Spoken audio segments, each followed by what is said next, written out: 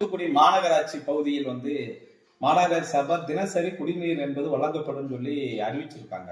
ஆனா பாத்தீங்கன்னா கடந்த ஒரு வாரமாக பல பகுதிகளில் குடிநீர் தட்டுப்பாடு என்பது இன்னைக்கு ஏற்பட்டிருக்கு. குறிப்பா பாத்தீங்கன்னா காமராஜ் கல்லூரி, முனிசாமிபுரம், ராஜீவ் நகர், அன்னை தெரசா நகர், பால்பாண்டி நகர் போன்ற பகுதியில் குடிநீர் தட்டுப்பாடு என்பது இன்னையோட 5 நாட்கள் மேல ஆகி இது வரைக்கும் குடிநீர் வராத நிலைமை என்பதற்கு பொதுமக்கள் கடுமையான அவதிக்கு உள்ளாகக்கூடிய நிலைமை என்பதற்கு உடனடியாக மாநகராட்சி நிர்வாகம் தலையிட்டு தினசரி குடிநீர் வழங்குவதற்கான நடவடிக்கை என்பது எடுக்கணும்னு சொல்லி மார்க்சிஸ்ட் கம்யூனிஸ்ட் கட்சி சார்பாக கேட்கணும். அதே போல தமிழக முதலமைச்சர் சமீபத்தில் வாட்டர் கேன் திட்டம் என்பது அறிவிச்சிருக்காங்க. மாணவர்கள் குறிப்பிட்ட டைம் குடிநீர் குடிக்கணும்னு சொல்லி அறிவிச்சிருக்காங்க. அது வரவேற்க வேண்டிய திட்டம். ஆனா குடிநீர் கொடுப்பதற்கான நடவடிக்கையை மாநகராட்சி எடுக்கணும்ல.